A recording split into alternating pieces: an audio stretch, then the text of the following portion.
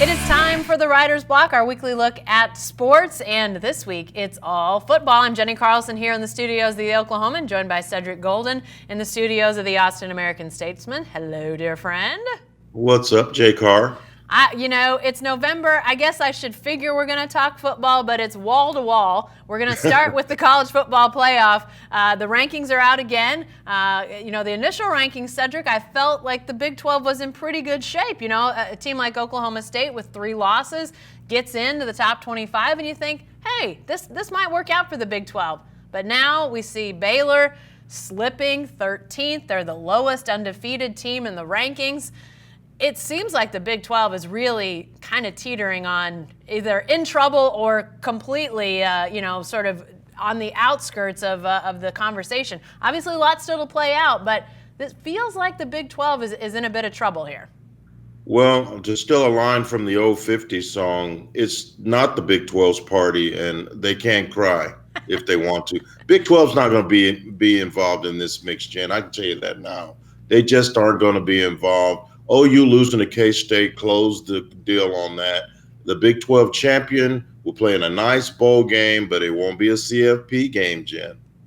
Yeah, and it just feels like, analysts looking at this, you just see a lot of hurdles between any Big 12 teams getting in. Obviously, there's going to be some teams that are going to beat each other between, say, Oklahoma and those top 4 spots, Baylor in those top 4 spots. But at this point, Cedric, if you think about it, Oklahoma, Baylor, probably the marquee matchup of the weekend. ESPN Game Day going to be there. So clearly a game that, a lot of people feel like is worth watching. But, if Baylor wins, they've beaten the top 10 team, but now they've beaten a team with 2 losses. Oklahoma not undefeated. If Oklahoma wins, they've beaten a top 15 team, but not a top 10 team. It feels like, even as these Big 12 teams are beating each other, you're just not having the bump like you're seeing with SEC teams or Big 10 teams beating each other. Just not the respect there to bump these teams up into a spot where they need to be to get into the playoff. And if you think about it, Jen, if Oklahoma were to lose to Baylor on Saturday and then lose to them again in Jerry World, if Baylor runs the table, that's an interesting concept. But their weak schedule at the beginning of the season will probably bite them in the butt.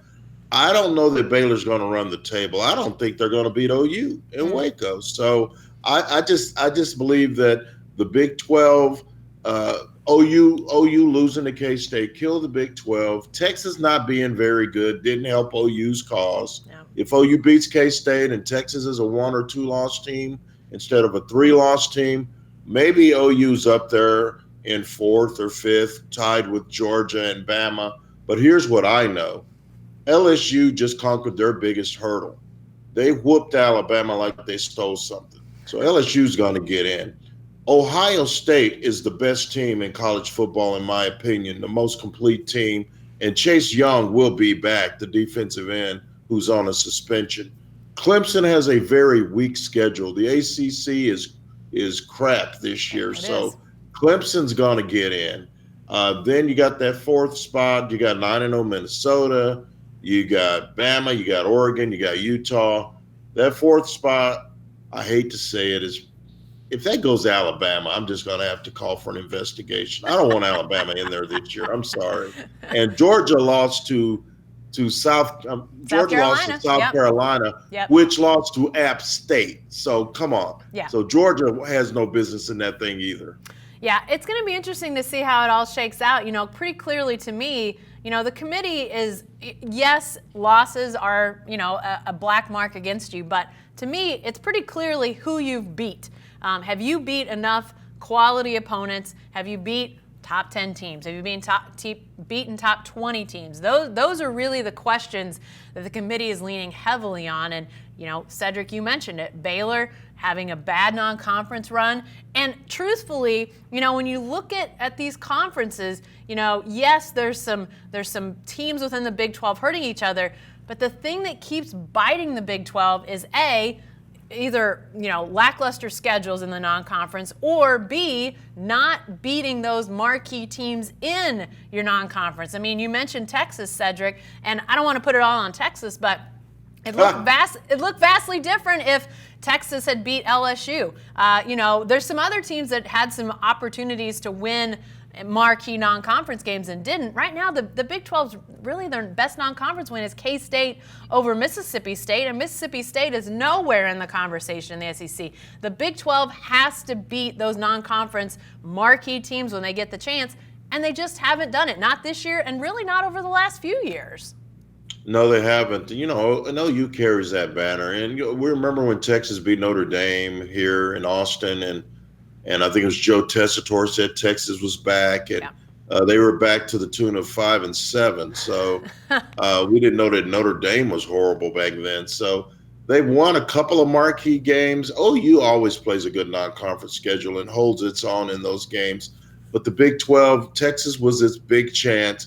Texas knocks off LSU in week 2. Then we're talking, Jen. Yeah. And maybe Texas is more confident. Maybe that gives them the confidence to go in and win in Dallas, but it didn't. What you see is a 6-3 team that's nowhere near the rankings, and teams like OU are suffering as a result. Yeah. A win over Texas is not a big deal this year in the Big 12. Yeah, I mean, it's been entertaining, or at least for me, Cedric, to watch as, these different Big 12 teams have beat each other, and, to see Baylor emerge. It's only been 2 years since they won one game in Matt Rule's first season in Waco. So their turnaround has been dramatic. There's been so many close games. There's been overtime games. We saw the nail biter between Oklahoma and Iowa State. I mean, we've been entertained by the Big 12, but at the same time, it hasn't helped their playoff hopes in the least. So I think that this latest ranking really bodes poorly for the Big 12.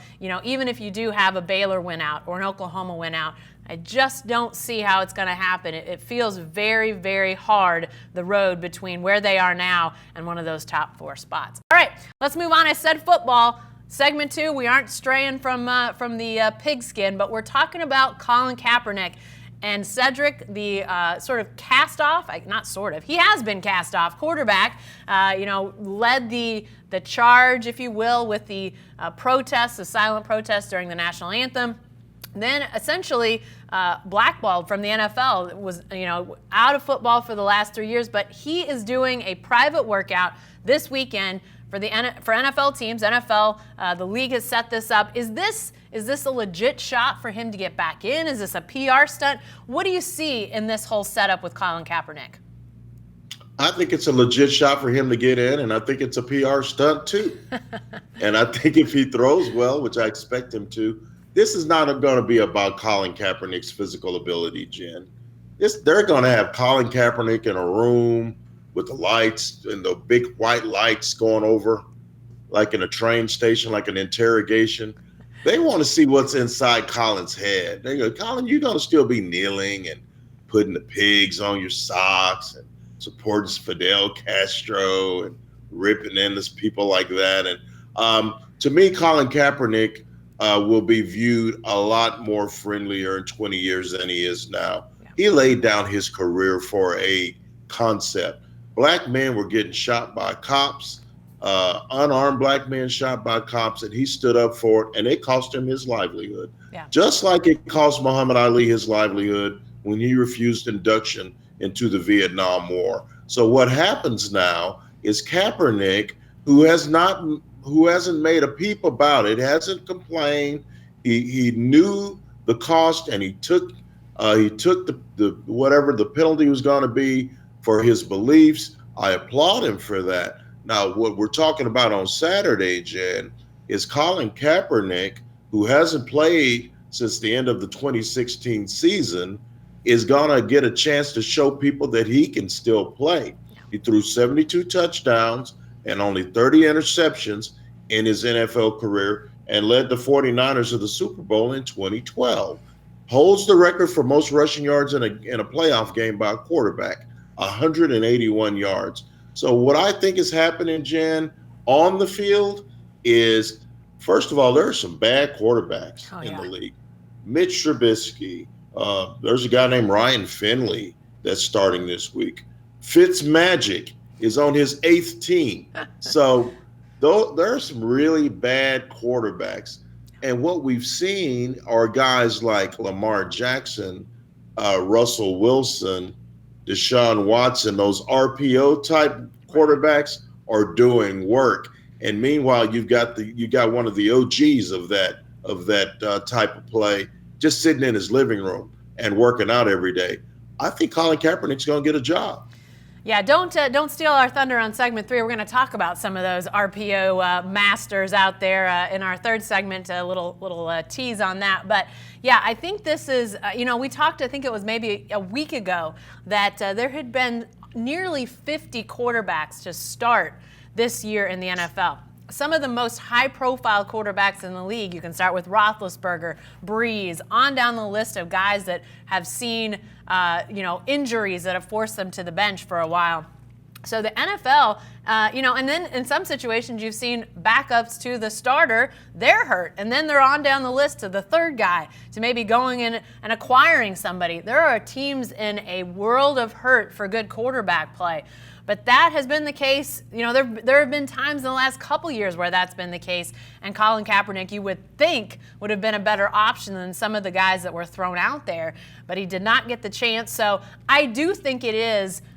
There is a segment of PR, of a stunt here by the NFL. But at the same time, if that gives Colin Kaepernick a chance to show he can play, to get back in the league. And, Cedric, the truth is there are some teams out there that, they've got GMs, coaches, coordinators, whatever the case is, who are sitting on extremely hot seats. They need to win games. And I know that the brouhaha around Colin Kaepernick, there'll be some of that if a team does pick him up.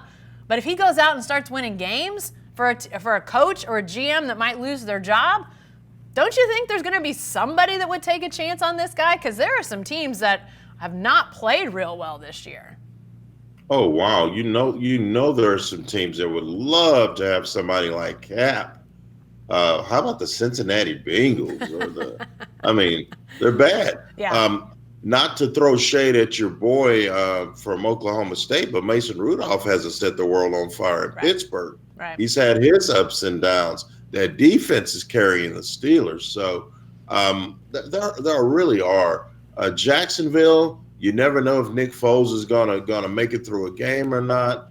There are so many teams that could really use a guy like Kaepernick if he still has it, Jen. Yeah. 3 years away is a long time. But like I said before, if Muhammad Ali can come back at 3 years later and fight Joe Frazier, I think that Colin Kaepernick can come back 3 years later and play NFL football.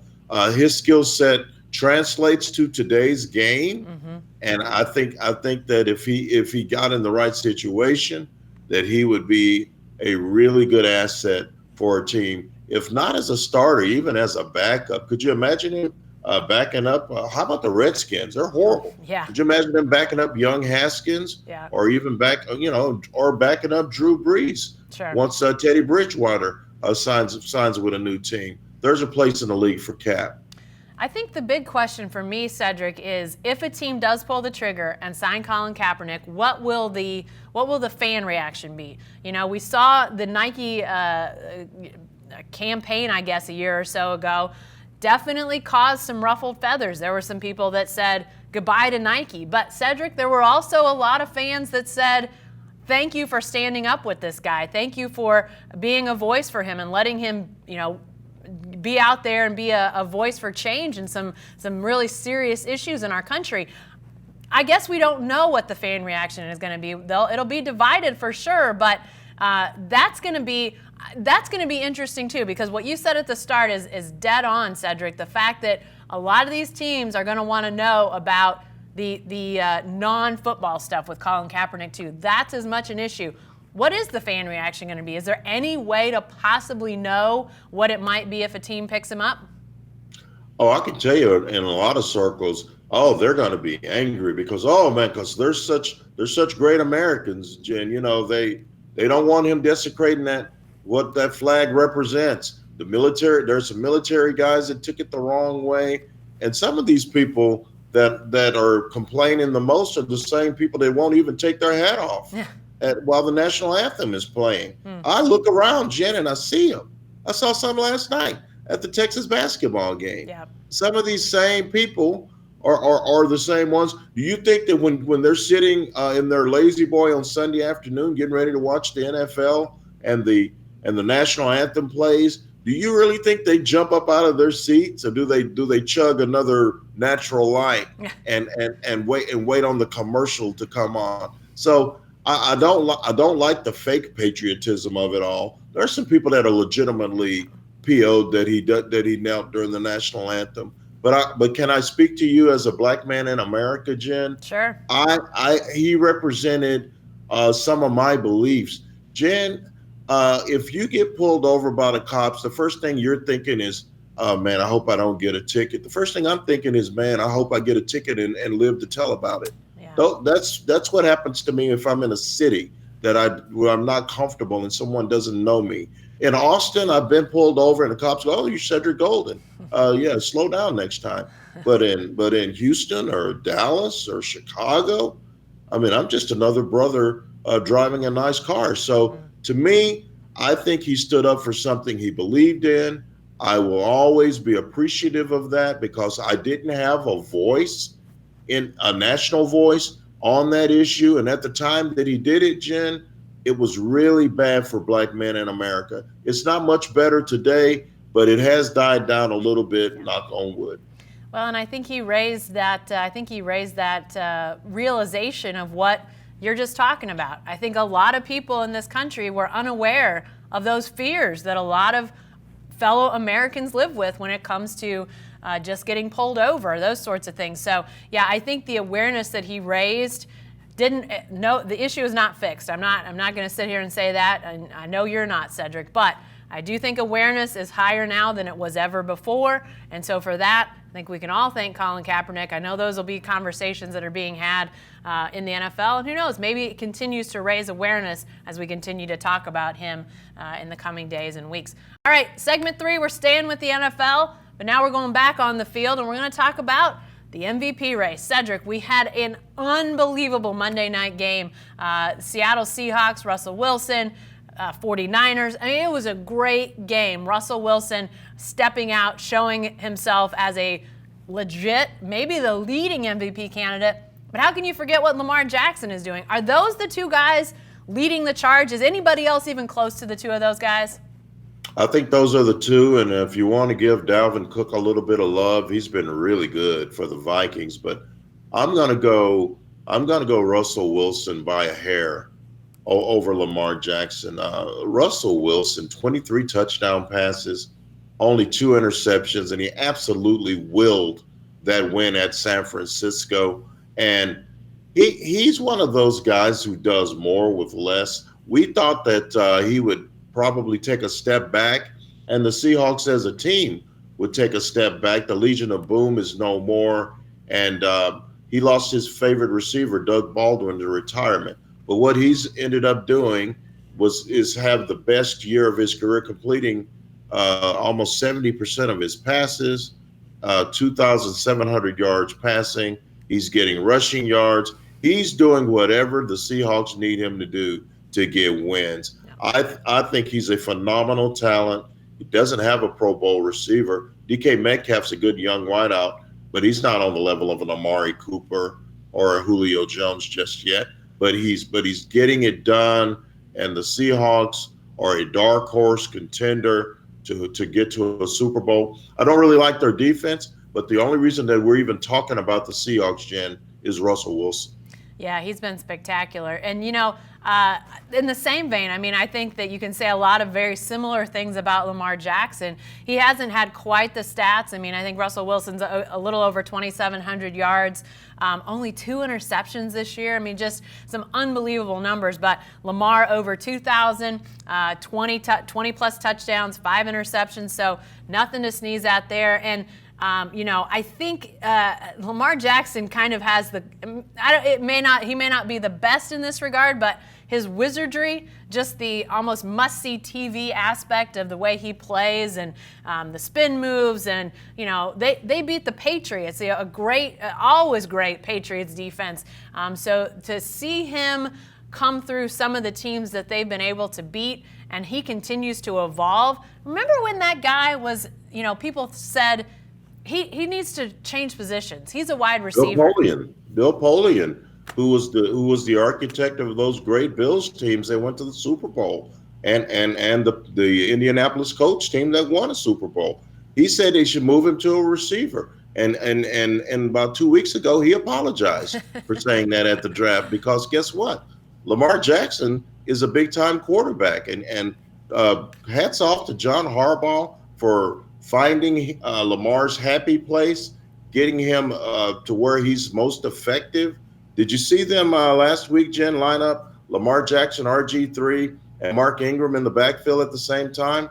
The first time ever 3 Heisman Trophy winners lined up in an NFL backfield. That's kind of cool. Yeah, that's pretty awesome. A guy that I do think right now you're probably looking at Wilson and Jackson as the 2 front runners, but Deshaun Watson, it's going to be interesting to see what the Houston Texans do the rest of the year. He has really taken, I think he's been great the last few years, but he's really taken a big step forward this year. Again, unbelievable stats, 2,400 yards. Again, only 5 interceptions ago with 20-plus touchdowns. So, I do think that he's a guy that bears keeping an eye on. You want to keep both eyes on those first 2 guys in this MVP race. But don't forget Deshaun Watson. And Cedric, what you said last segment when we were talking about Collin Kaepernick, as you talk about these RPO, the run-pass option quarterbacks. I mean, all 3 of these guys, just spectacular in that regard. Are we seeing? I don't think the NFL is going away from if the next Drew Brees or the next Tom Brady is out there, they're not turning away. But it sure seems like the NFL is way more comfortable with quarterbacks who have a different skill set than the statuesque, pocket passer that we've seen for so many years. Seems like the NFL is okay with guys that have a different skill set, and if it is a different skill set, it may take him to unexpected heights, great heights even. That seems like a fairly significant change in the NFL. Oh, it is. And if you're Vince Young, you're sitting there going, man, if I just come along 10 years later. Yeah. Because everybody's playing like VY used to play. And even RG3, who's a backup in Baltimore. Those guys, the RPO game is hot. It's the sexy thing now. They like guys that can get rid of the ball, that can be accurate and in short distances, occasional shots deep. And I think it's the new wave. But I will say this: there's still some very talented pocket type passers like a Patrick Mahomes, sure, who I think is this generation's Dan Marino, or even somebody like Baker Mayfield. So I think Baker is going to figure it out eventually. Mm-hmm. But Baker would prefer to be in the pocket, but he can get out and scramble as well. These old cats, the Phillip Rivers, the Big Bens, the Tom Bradys, Drew Brees, the guys of that ilk, they're on the way out, Jen. They can't play forever. Aaron Rodgers is 36 years old. They can't play forever. And when those guys are gone in the next 2 to 3 seasons, what you're going to see is like 90% of the NFL quarterbacks are going to be RPO guys. Sam Darnold's not an RPO guy. Daniel Jones not an RPO guy. But I'm telling you, it's the wave of the future. Dwayne Haskins not an RPO guy. But most of these young quarterbacks coming into the game, they want a guy who can move and make things happen. You say they aren't going to play forever. I'm not sure Tom Brady agrees with you. I think he's... No, I know. I want to play to 45. Man, will you go home to your hot wife and let somebody else quarterback the Patriots? Good Lord. He's not ready to do it yet. Not happening yet, but we'll see. Fun stuff. Great talk this week. We'll have lots more next week. Who knows? We may even talk about something other than football. But Doubtful. Don't count on it. We'll see you next week. Hope you come join us again.